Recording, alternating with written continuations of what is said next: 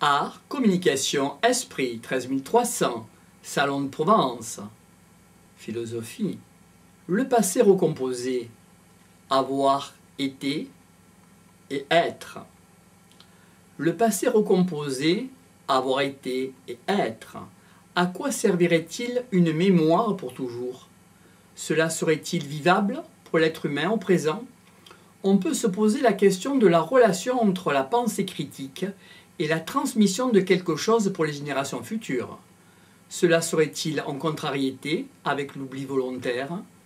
Notons qu'en PNL, programmation neuro-linguistique, fausser la mémoire permet de vivre davantage serein et en bien-être au présent. Par ailleurs, le temps de l'histoire est chronologique, tandis que le monde des idées et de la réflexion, il n'est pas spécialement protégé avec la chronologie et le progrès. De bonnes idées et de développement de réflexion comme en philosophie existent à toutes les époques, de même que sur toutes les latitudes. Qu'en est-il de l'inconscient par rapport au conscient concernant la mémoire? Lacan dit de l'inconscient qu'elle est la mémoire vivante et tenace de nos oublis. Par conséquent, faire oublier des moments passés, pour cela être réellement possible, est-ce vrai? C'est pourtant ce qu'essaie de faire la PNL, programmation neuro-linguistique. Les souvenirs persistent, mais les moments du passé se modulent. On garde souvent les mauvais et les bons moments de nos passés respectifs. Toutefois, il existe une mémoire à court terme, à moyen terme et une mémoire à long terme. Le devoir de mémoire, avec son lot de souvenirs, n'entre pas dans le cadre inconnu de la création. Ainsi, il peut y avoir opposition entre l'incarnation et l'inspiration. La persistance de la mémoire du passé dans l'actualité nous fait avancer de façon progressive vers le futur. Seule une rupture peut faire changer le cours des cycles, par exemple les révolutions. Notons que la mémoire individuelle n'est pas la mémoire collective. La revendication des jeunes à la liberté de penser fait rappeler la préciosité de l'instant. Si commémorer, c'est se souvenir ensemble, c'est une façon d'éduquer la mémoire. La transformation par la PNL peut éventuellement, par le recul de la prise de voir dans le présent, apporter un influx bénéfique pour relativiser la vie d'un être humain. Si effectivement l'analyse et la synthèse permettent de transmettre un message, c'est sur la conduite d'approche. Peut-être que l'être humain aura à prendre du recul. D'après Sartre, je suis ce que j'ai fait, ce qu'on a fait de moi.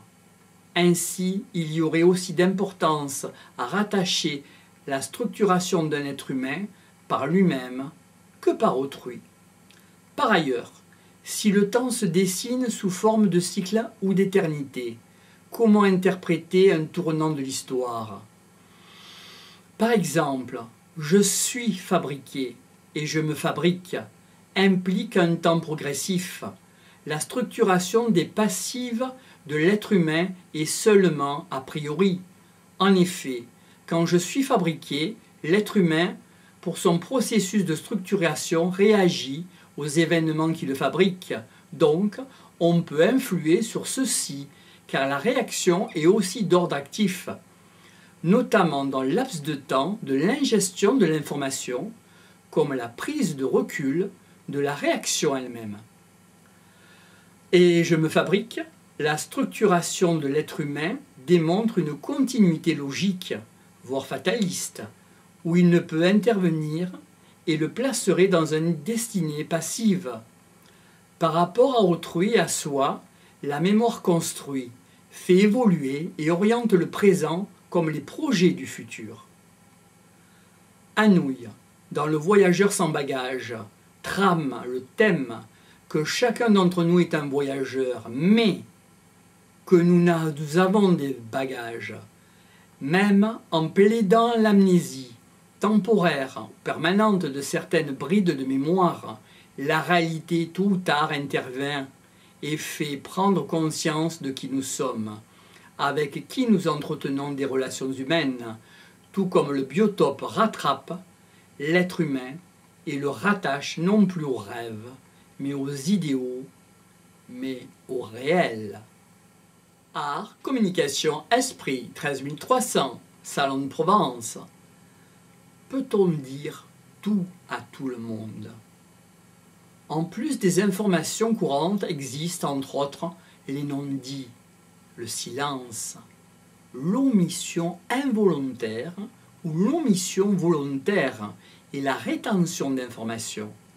Si la bonne raison est manifeste, la vraie raison est en latence. L'explicite et l'implicite en communication orientent la transmission du message. En fait, pour la compréhension de son émetteur et un récepteur, on devrait être sur la même longueur d'onde. Qu'en est-il? Quel est l'objectif d'un message? Peut-être de faire prendre conscience en vue de faire agir? C'est toutefois à l'interprétation du message qui fluctue sur un axe propre à l'axe figuré que se structurerait la pensée. Si pour certains peuples nomades, on peut dire la vérité que dans sa langue, l'existence du cogito de Descartes, le moi-je, permet à la petite voix VOX de donner un avis critique permettant à l'être humain de se structurer. Que penser du mensonge par rapport à la vérité? L'être humain fait expérience de toute vérité qui n'est pas bonne à dire, que le pas de l'émotion conditionne les messages. Effectivement, l'être humain se fait dire aussi ces 4 vérités, et cela se fait souvent au détriment du respect de la personne. Toutefois, l'objectif est essentiel, car il coordonne la valeur du message. La politesse est-elle une simple courtoisie? L'hypocrisie se transmet-elle à travers un langage de bois? Une notion importante à prendre en considération serait que toute personne est sacrée et mérite le respect. Rien ne se perd, rien ne se crée, tout se transforme, nous disent les scientifiques. En est-il de même pour les relations humaines? Comment ne pas faire le contraire de ce que l'on croit, peut-être en se tenant à la véracité de ses propres propos?